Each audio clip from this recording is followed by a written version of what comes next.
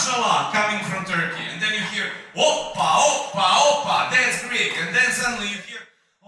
Popularni stand-up komičar Peđa Bajović gostovao je u Beču u komedi pubu protekle sedmice, a stand-up komedija sa kojom je nasmijao bečku publiku nosi naziv The Balkan Brain i Peđa izvodi na engleskom jeziku.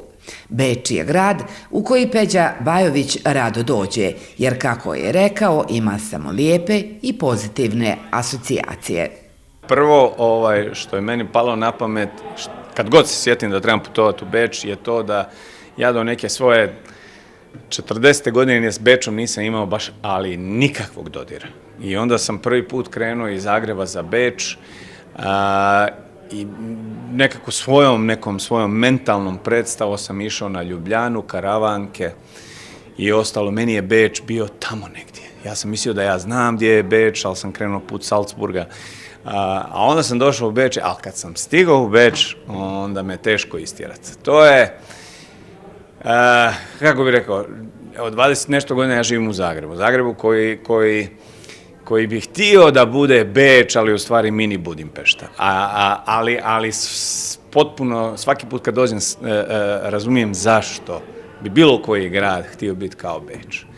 Jer prilike tu ima sve. Ali zaista sve. To je moj Beč. Svaki stand-up komičar je scenarista, režiser i glumac svoje predstave. Pa smo pitali Peđu Bajovića koji dio posla je njemu najteži. Najteži dio posla današnjeg stand-up komičara, barem nas koji nastupamo u toj mreži prvenstveno klubova, nastupamo mi naravno i po dvoranama i sve, ali kad ljudi kažu jel ti imaš taj neki kao pravi posao, to dobro, ti si komičar, ali imaš ti pravi posao? Imam marketing, imam dakle društvene mreže na kojima i moje kolege, kolegice i ja moramo biti non stop, moramo stalno nešto objavljivati, podsjećati ljude da postojimo i da ne samo da postojimo, nego smo interesantni i onda da im pravovremeno javljamo da ćemo mi doći, kad ćemo doći, gdje ćemo doći i to je jako zamorno i to je u stvari najteži dio posla.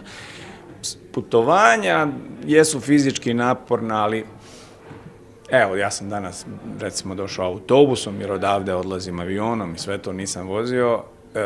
Koliko god je to naporno, ja znam onog trenutka kad ja izađem večeras tu, to je za mene rehabilitacija. A oporavak od toga da ja javim u Beču recimo publici da sam ja večeras na engleskom, to je muka. Od koje oporavak traje puno duže. Stand-up komičar je osoba koja humorističnim nastupom nastoji nasmijati i zabaviti publiku. Teme su obično lični stavovi o trenutnom stanju u društvu, a Peđa Bajović inspiraciju nalazi u brojnim dešavanjima na prostoru bivše Jugoslavije. Mi, za razliku od kolega glumaca, mi, kako ste rekli malo prije, mi pišemo. Sad, to nije pisanje teksta kao što to rade dramaturzi i tome slično, koji to raspisuju, pa u nekim svojim načinima rada za glumačku izvedbu. Mi imamo neke ideje, neke crtice, pa od jedne fore, od jedne rečenice, 2, 3, mi sklapamo to u jednu cjelinu, pa izađemo pred publiku, pa najčešće poginemo jer te fore još nisu razrađene, pa se onda vratimo, pa onda opet to radimo i to je dosta mučan, ali nije kontinuirani rad, nego onako na preskokce, pošto ne možeš to sve odjednom, ali onda kad se to sve izrodi na kraju u jedan onako barem jedan 15-20 minutni onako dobar zaokruženi nastup u okviru klubske večeri kad se još komičar, pa nema bolje. Onda kad takvih još 2-3 sastaviš u svoj show od sat vremena, nema ništa, ljudi, ja vam kažem, nema ništa bolje nego nasmijat ljude. Pogotovo ako ćeš to napraviti namjerno. Jer postoje ljudi koji su duhoviti. Postoje ljudi koji su duhoviti od nas komičara. Ali oni to rade spontano, oni to rade nenamjerno dosta često i sve to. A mi to radimo ne samo s namjerom, nego vremenom mi to moramo raditi jer smo zaboravili sve druge profesionalne vještine i zaglavili smo tu gdje smo. Dinamika komunikacije sa publikom važna je za svakog stand-up komičara, pa smo pitali Peđu koliko u njegovom izvođenju ima improvizacije i koliko mu je važan feedback iz dvorane. Mi se jako razlikujemo. Evo sad recimo ja mislim da je naše publike i tamo u Zavičaju i ovako po Beču i Bečovima po Evropi i svijetu već dovoljno da shvate da nije svaki stand-up komičar ili komičarka isti. Dakle, ja spadam u one koji nisu ubice na sceni. Ja nisam od onih komičara koji ljudi se valjaju i vrište i sve to. Ne. Ja sam od onih koji želi dobiti pažnju. Ja volim ovako. Ja volim da kad vidim ovako da publika ovo radi.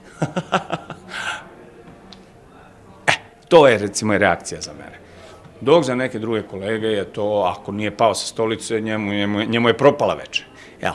I to je kako bih rekao, to je ono što svako ko dolazi na stand-up treba malo istražiti prije toga. Dakle, nije isto Peđa, nije isto Vinča, nije isto jedan, drugi, treći Srđan i tome slično. I ima za svakog po nešto. And the love children coming out of that make love but also war is us. Balkans people. Okay? Would that be sexy enough for Americans? I think so. Yeah. One thing that I told them over there is a statistical fact. Did you people know, and if not, I wouldn't blame you because I didn't, do you know that the Western Balkans, as a statistical region, so former Yugoslavia plus Albania, is the whitest part of the world? The Balkan Brain, da, ili na bosanskom vidmu glave, ona je nastala baš ovako kako sam opisivao. Pa dio ovdje, pa dio ondje, pa ajmo probati ovo, pa ajmo probati ono. I ona je negdje kao cijelina zaokružena po tim nazivom. The Balkan Brain možda prije jedno 7-8 godina. I onda sam, kad sam shvatio da ja imam sat vremena koji ima glavu i rep, ajmo reko probati. Pa festival ovaj, pa festival onaj, klub ovaj, klub onaj. I sve je to super. Jedino što ja nikako da se natjeram da raspišem novih sat vremena na engleskom, jer objektivno gledano, za razliku od mojih predstava, moje 3 te tematske predstave, koje će uskoro ići u penziju, sve 3, i kompilacijska, najbolji sat i kusur, sljedeće godine od toga više nema ništa. Ovaj engleski koji ja recimo radim u Beču večeras, ipak je dostigao nekih 15% svojih potencijala, jer svijet je baš veliki i koliko god ja imam taj poriv da probam sad krenuti raspisivati novu predstavu, još ću se nekako držati ovoga, a i zaradi se, jel? Nakon Beča, Peđa Bajović i The Balkan Brain idu dalje, jer kako je rekao, ostalo je još vrlo malo država u Evropi u kojima ova izvrsna stand-up komedija još nije izvedena. Idem u Bratislavu, pa onda idem u Gent u Belgiji, pa sam u Tilburgu u Nizozemskoj, pa onda idem u Lichtenstein. A u Lichtenstein idem zato što sam ja u projektu da postanem prvi stand-up komičar na svijetu koji će nastupiti u svim evropskim zemljama. I ostale su mi samo 3, odnosno Lichtenstein koji sam dogovorio i ostale su mi još Monako, Bjelorusija i Vatikan. I sad pregovori su u toku i ja se iskreno nadam do ljeta da ću moći onako ići okolo i koji god komičar, samo jesi ti bio kad? Jesi bio u svim evropskim zemljama? Jesi bio u Moldaviji? Jesi bio u Andori? Jesi bio u Vatikan? Ne znam, vidjet ćemo, evo, držite mi palčeve.